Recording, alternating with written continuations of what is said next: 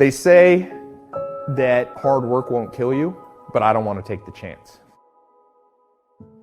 Working hard is very uncorrelated with wealth. The top 10 men in the world make more than the bottom 3.5 billion people combined. 10 men are wealthier, make more, have more to their name than 3.5 billion, half of the world.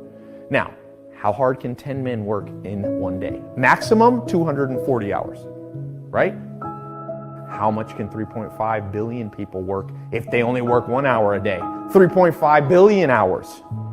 Work is uncorrelated with success. It's sometimes a necessity. People don't understand causation and correlation. I read that in India there's about 10 million people that work in the dumpsters that pick out trash, small pieces of plastic, and they make on average $14 a month, and they work from dawn to dusk. Are they working harder? Of course they are. America and the world's full of people working 3 times as hard. If I could go back in time, without a doubt, I would tell myself to be lazier, without a doubt. I mean, it is I will tell you, even though I joke about it, true painful realization was the fact that I didn't know what one of my business partners just told me. I was just talking to Alex Mary. He said, he's an engineer, PhD, really smart guy. He said, people don't understand. In engineering, you never confuse input and output. You always try to put the least amount of input to get the most output. That's what technology is. So, when you're building a car, you never try to figure out how to put the most gas in to go 100 miles. You try to how to figure out is how do you just put 1 gallon in and the car goes 100 miles. You guys get where I'm coming from? So what happens with entrepreneurs is you start focusing on input, but you gotta be focused on output. Too much of anything is a bad thing. Life without balance results in an unbalanced life. Walking around the block every day is good. Walking or running 6 hours a day is bad. Eating an apple a day is good. Eating only apples is bad. You won't get all the protein and vitamins and nutrients your body needs. Working hard, burning the midnight oil, doing it until is good. Working nonstop, never taking a vacation, never having any fun, never spending quality time with the people you love, working day after day, month after month, never taking a break year after year is bad. If you've got your nose to the grindstone all the time, how are you ever going to spot new opportunities, consider new ideas? It doesn't work that way. You've got to stop and ponder where you've been and where you're going. You've got to reflect so you know if you're even on the right track. After all, if you're always working, you must be successful. No, it doesn't work that way. For workaholics, there's never enough work. They can work 10, 12, 14 hours a day, take 2 jobs, work them back to back.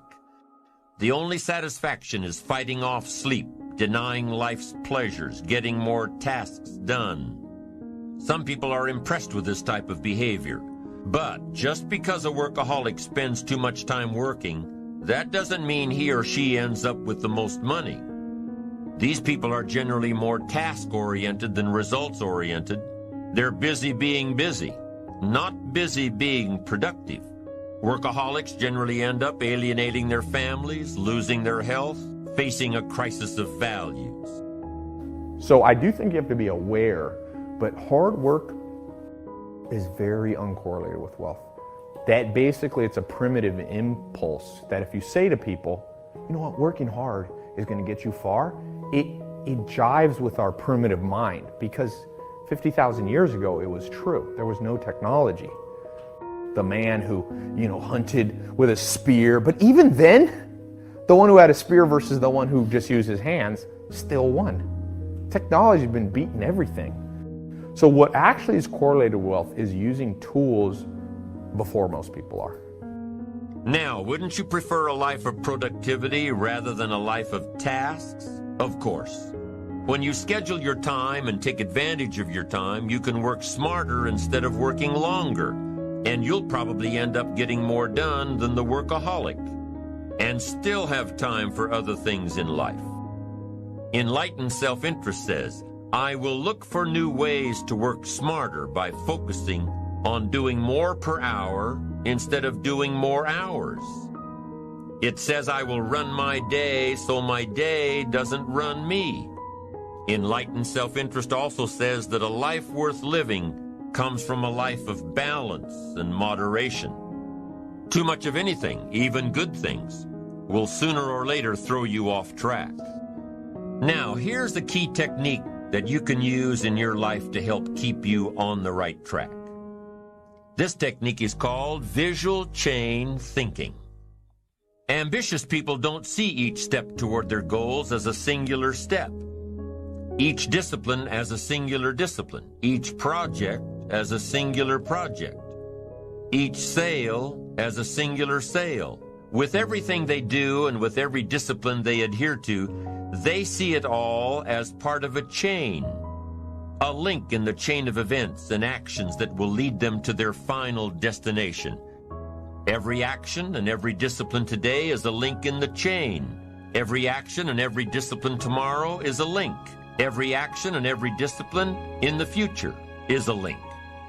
When you can see that every link in the chain will eventually lead you to the things you want most out of life, to the person you want to become, then you won't grow discouraged or fearful or impatient with today. When you can see where you're going through visual chain thinking, even on the toughest days, you'll keep building your ambition by knowing where you're going, not just where you are today. Part of this visual chain thinking is built when you decide on your direction, when you can see where you're going to end up before you get there.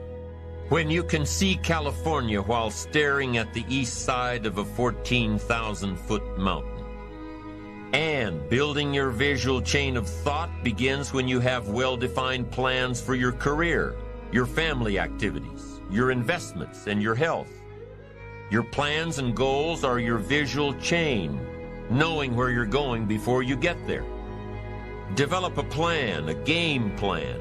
It's ironic how we all understand the importance of mapping out a strategy for a football game or a basketball game. Not one professional team in the world begins a game without a complete strategy. But few of us take the time to map out a strategy for our lives, a game plan. But it's important. It's also, ladies and gentlemen, necessary that you be creative when you're working on your ideas.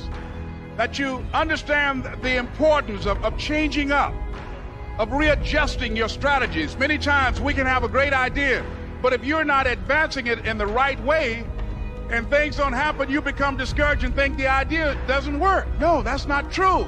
It's necessary that we become creative. I remember when I was in New York walking down the street, and a guy approached me and said, "Hey, mister, can I shine your shoes?" And I said, "No, I'm in a hurry. I don't have time." I kept walking. Someone else said, "Hey, man, your shoes look cluttered. May I shine your shoes?" I said, "No, I don't have time. I'm sorry, I'm busy."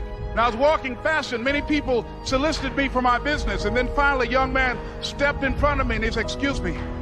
And he started counting, 97, 98, 99, 100. He said, "Sir?" I said, "Yes." He said, "Come here, please." I said, "What is it?" He said, "Today is my birthday. And every year, just to thank God for another year of life, the 100th person who passes my shoe shine stand, I offer them a free shoe shine. Would you give me the honors?" I said, "Why, sure." I got up on the shoe shine stand, George, and I sat there, and he shined my shoes diligently. And when I got down, I looked at them, they were sparkling. And I was walking away, and I said, "Thank you." And I stopped, I said, "Excuse me, but how much do you usually charge?" He said, "Only $2. I said, "I tell you what, today's your birthday. Here's $5, keep the change." He said, "Thank you."